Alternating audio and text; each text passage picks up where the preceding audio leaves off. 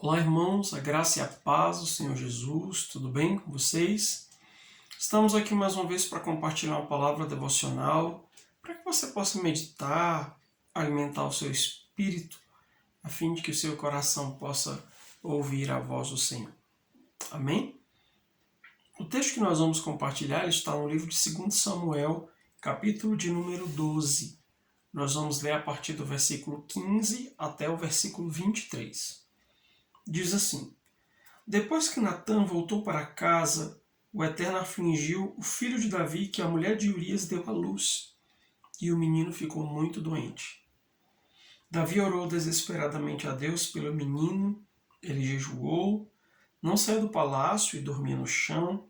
Os oficiais do palácio tentavam tirá-lo do chão, mas ele não cedia, nem se levantava para comer com eles. 7 dias depois a criança morreu. Os criados ficaram com medo de dar notícia a ele, diziam: o que faremos agora? Enquanto a criança estava viva, ele não dava ouvidos ao que dizíamos. Agora que a criança morreu, se dissermos alguma coisa, não se sabe o que ele poderá fazer. Davi percebeu que os criados estavam cochichando e imaginou que o menino tivesse morrido. Ele perguntou: o menino morreu?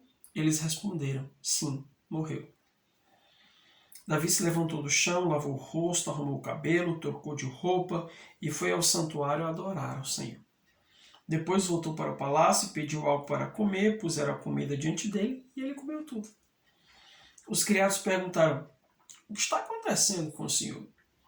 Enquanto a criança estava viva, o Senhor jejuou, chorou e ficou acordado a noite toda. Agora que o menino morreu, o Senhor se levanta e come? Ele respondeu: enquanto a criança estava viva, chorei e jejuei, pensando que talvez o Eterno tivesse misericórdia de mim e a criança sobrevivesse. Mas agora que ela morreu, por que jejuar? Posso trazê-la de volta? Posso ir me encontrar com ela, mas ela não poderá vir até mim. Amém? Amados, esse é um texto bem interessante e, mais uma vez, acredito como sempre, eu aconselho e desafio você a dar uma olhada em todo o contexto para que as coisas elas fiquem mais claras na sua cabeça, né?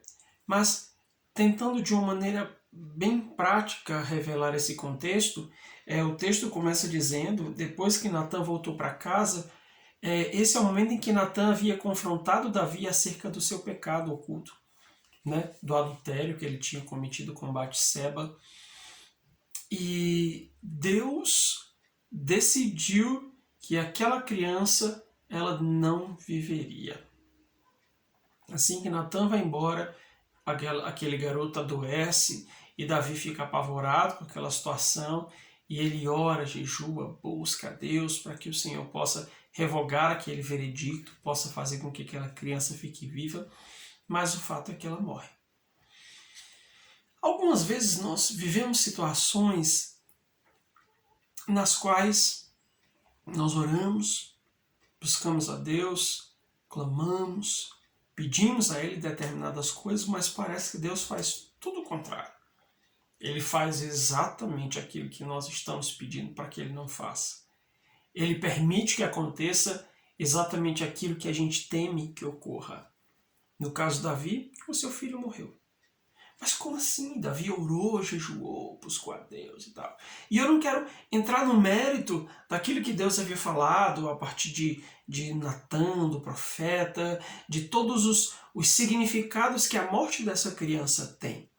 Eu quero tomar apenas a ideia de que o coração de Davi orou e jejuou para que a criança permanecesse viva e Deus não ouviu a sua oração.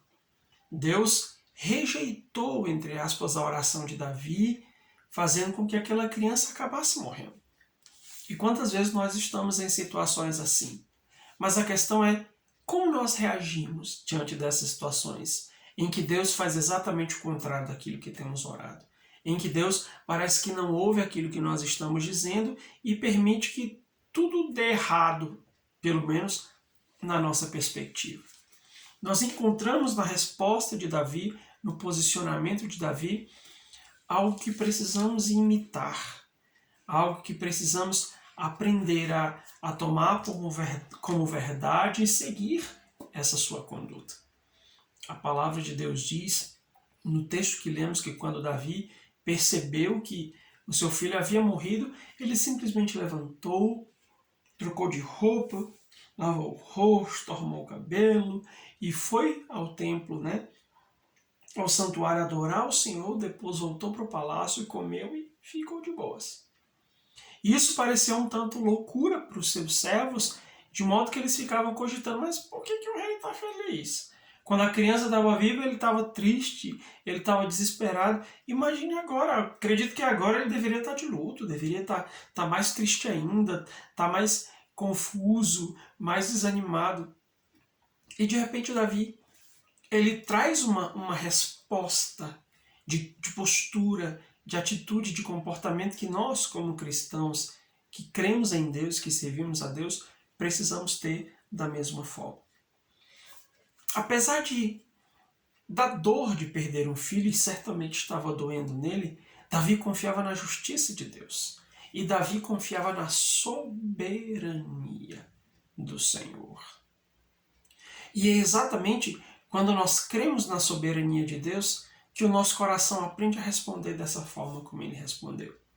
Entender e aceitar a vontade de Deus tal qual ela é. Isso nem sempre é fácil, mas é um exercício que nós precisamos fazer de maneira cotidiana e de maneira mais expressiva, mais repetitiva, até que não nos reste dúvida de que a vontade de Deus é boa, perfeita e agradável. Mas quando nós falamos sobre soberania de Deus, existem 3 coisas que nós precisamos estar atentos e que certamente o coração de Davi sabia. A primeira coisa é que Deus, ele vê o que eu não vejo. Então, quando nós cremos na soberania de Deus, o nosso coração é capaz de descansar, de confiar, porque nós sabemos que Deus enxerga coisas que nós não enxergamos. Às vezes, ou melhor, em todas as vezes, a nossa visão ela é parcial, a nossa visão ela é recortada, mas a visão de Deus ela é plena, ela é completa.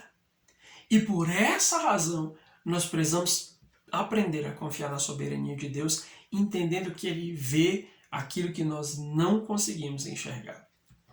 Em segundo lugar, Deus sabe o que nós não sabemos.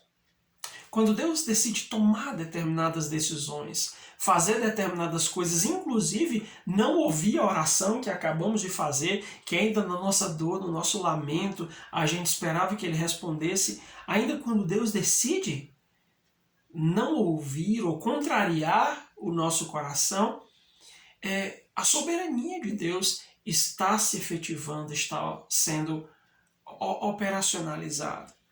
Porque Deus consegue ver, consegue enxergar, e Deus sabe aquilo que nós não sabemos. É por essa razão que precisamos confiar no Senhor. Ele vê o que eu não vejo, Ele sabe o que eu não sei.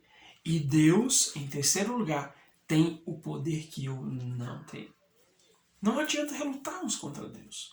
Não adianta o nosso coração se sentir ferido e magoado porque Deus não respondeu a minha oração. Quando eu entendo que Deus é soberano, Ele está vendo tudo, Ele está ouvindo tudo, Ele sabe de tudo e todo o poder está concentrado nas nossas mãos, a única resposta que nós podemos dar à soberania de Deus é confiar nele. É confiar que aquilo que Ele fez é o melhor. Ele sabe o que está fazendo. Foi isso que Davi fez. Quando ele soube a criança morreu, Deus não ouviu a minha oração, era o que eu queria. Eu sonhava em ver meu filho crescer, em vê-lo se tornar um adulto, mas Deus não quis, Deus não permitiu, Deus não deixou. Logo, Ele sabe o que está fazendo. E Ele é soberano. E eu confio, eu decido confiar, eu decido descansar na soberania do Senhor. A Bíblia diz algo que para muitos de nós seria contraditório. Quando Davi sabe que seu filho morreu, ele levanta, toma um banho, arruma o cabelo e vai adorar ao Senhor. A adoração, nesses momentos de dificuldade, de problema, de contrariedade às nossas orações, é uma expressão do quanto nós somos capazes de confiar em Deus e na sua soberania.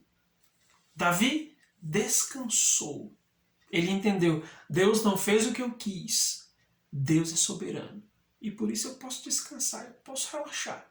Ele sabe o que está fazendo. Então que essa verdade esteja muito viva no nosso coração. A certeza de que Deus é soberano, Ele está no controle de todas as coisas e Ele sabe exatamente o que está fazendo. Nada saiu do controle, nada se perdeu. Deus não perdeu nenhum detalhe, Deus não perdeu nenhum vislumbre. Ele vê, Ele sabe, Ele tem todo o poder em suas mãos e continua tendo esse poder, ainda que Ele não faça aquilo que eu pedi que Ele fizesse. Deus é soberano. E por esse motivo nós podemos adorá-lo. Por esse motivo nós podemos descansar e permitir que o nosso coração possa relaxar nele. Amém? Então, que Deus em Cristo te abençoe, ministre no seu coração e te ajude a enxergar e a descansar na soberania do Senhor. Amém? Deus te abençoe em nome de Jesus e até o nosso próximo encontro. Amém.